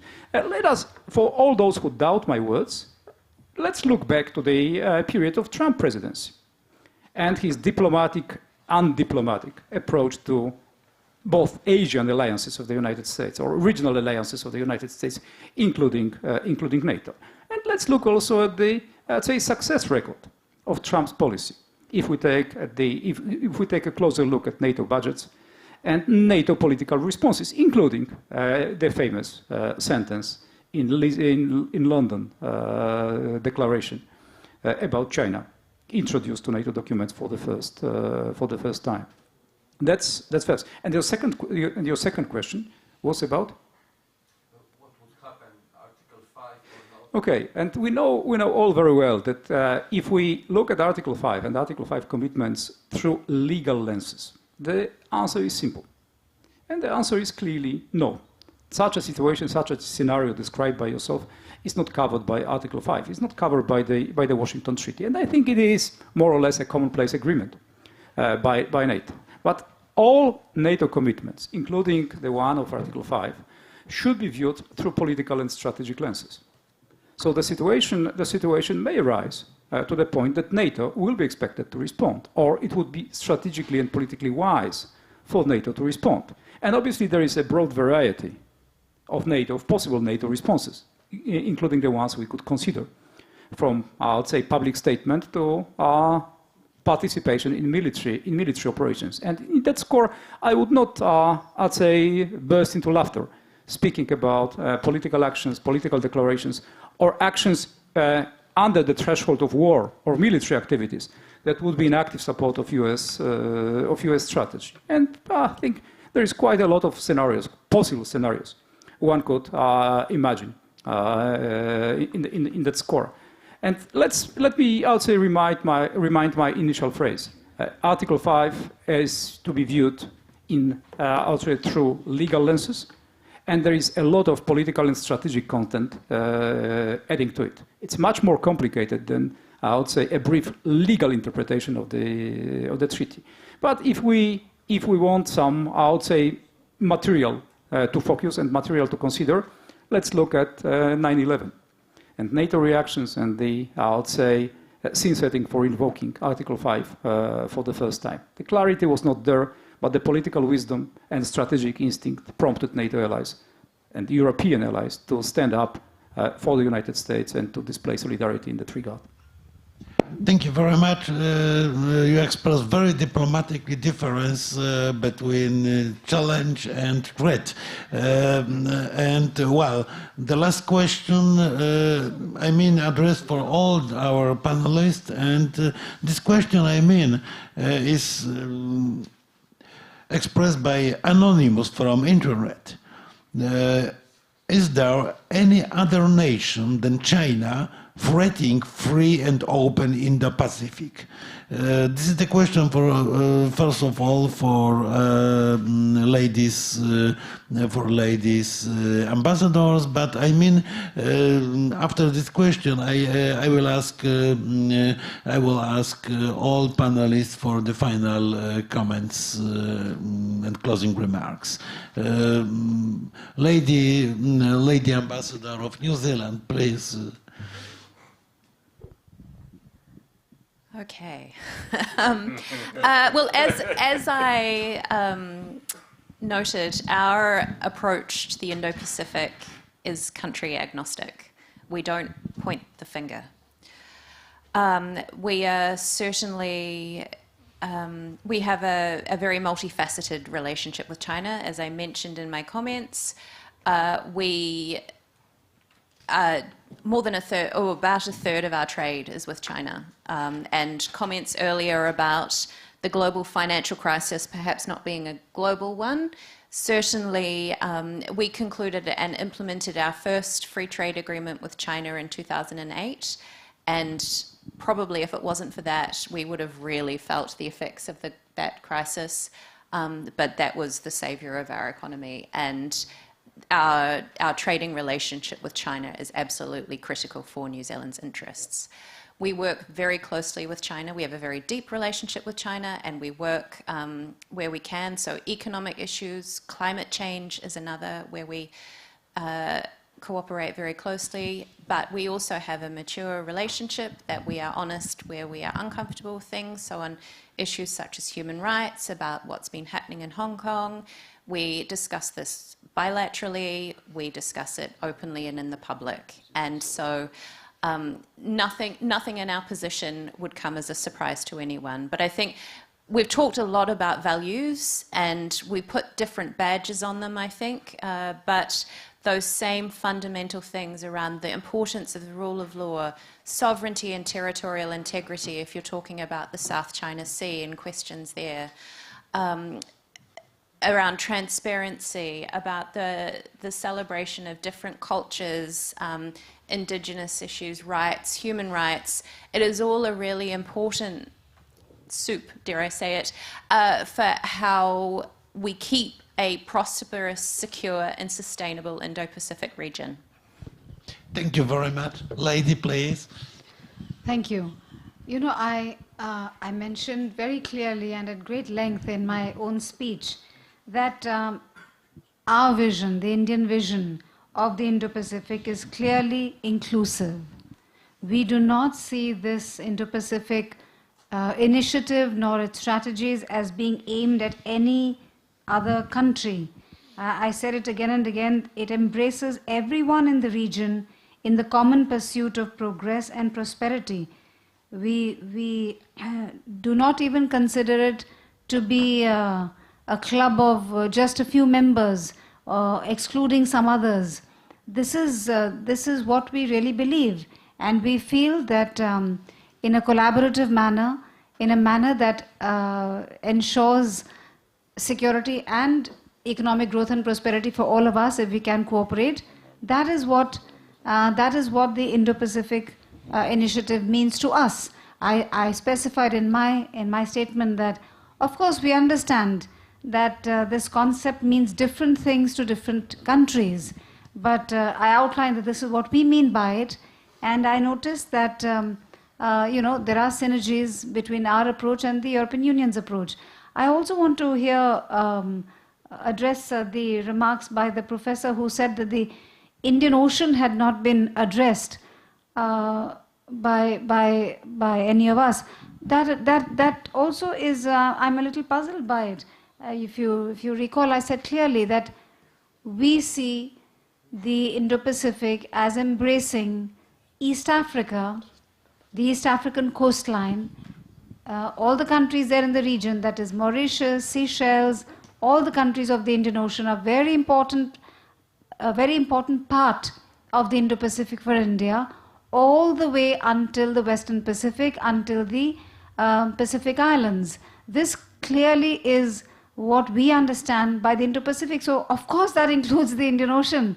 And I said that this conception of the Indo-Pacific, this geographical framework of the Indo-Pacific region, is something we share in common with Japan, and also something that we share in common with the European Union. In the European Union's estimation of the Indo-Pacific too, the littoral, the East African littoral is included. So in all of our HADR, humanitarian assistance and disaster relief, in our vaccine Maitri or vaccine friendship programs, in our maritime domain awareness programs, in all of these, Mauritius, Kenya, Mozambique, these are all important parts important members of our programs related to the Indo-Pacific. So yeah, I mean, maybe I didn't express it well, I don't understand, but of course the Indian Ocean is very much a part of the Indo-Pacific as we understand it. Thank you. Thank you very much. And now, General Struzik, please. I can only thank for this conference and ask for more. I believe that it's proven today that we need to join, let's say, to assess jointly some Euro-Atlantic and Indo-Pacific issues, also because of US, China, and Russia. Maybe we need some more academic discussions, and then we will end up with some political discussions at the end of the day. Thank you so much. Thank you very much. Mr. Minister Kupiecki, in closing. Well, let me join General Struzik in thanking for organizing this conference, and I think this conference stretched in a little bit our intellectual competences, our I'd say, academic, political, and diplomatic expertise. I realized how difficult it is to speak about Indo-Pacific in terms of a coherent single strategy, because there are a lot of identities. There are a lot of, let's say, geopolitical identities that overlap and that make up the fabric or the context for such a strategy. So more studies is definitely needed in this country, in Poland, about the, I would say, similarities and differences when we speak about this large region. But one thing is certain: the problem is there, or the region is there, the prominence of the region is there, and if we look at the concentration of GDP, concentration of sources of potential crisis, the focus of global powers, and in a sense, very assertive schemes or assertive projects for the regions. I mean, the one of China and the one of the United States. There is a lot to think for mid-sized countries in Europe, for Europe as a whole, and for Western American alliances on a whole scale basis. Thank you very much. Thank you very much. And last words of Director Mayman. Let me join General and Minister to thank you, the organizers, for bringing us here together. Thank you, Euro-Atlantic Society. Thank you, Institute of Far and Middle East of Jagiellonian University, very close to my heart, for professional reasons. Everyone is teaching there. Yeah.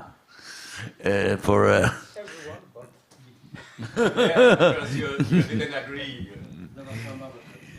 All right, and I suppose we shall meet more and more often discussing Indo-Pacific, because I think we all agreed at the very beginning that Indo-Pacific is a crucial area for the future of mankind, at least for our generation of humanity, and it's inevitable. More and more strategic, economical impact will come from and go to Indo-Pacific. We were talking a lot about United States and China today, but we must keep in mind that despite this strategic confrontation, there is a number of huge and important players in the region. We said the conflict was injected from outside, but each of these countries has its own way how to tackle the conflict, and he's got his own way how to develop further. That's why you can invite us again. Thank you very much. Let me express on behalf of both organizers Institute of the Jagiellonian University, my own university also too, and Euro-Atlantic Association, the very serious, very deep gratitude for our brilliant panelists. I think we make a small step forward toward the understanding of the security of Indo-Pacific region and the connection between Indo-Pacific and Euro-Atlantic areas. Thank you, Excellencies. Thank you, distinguished guests. Thank you for audience here in Museum of Independence and also in Internet. And let me ask our team for the presentation of our music jingle as a closing bell of our meeting.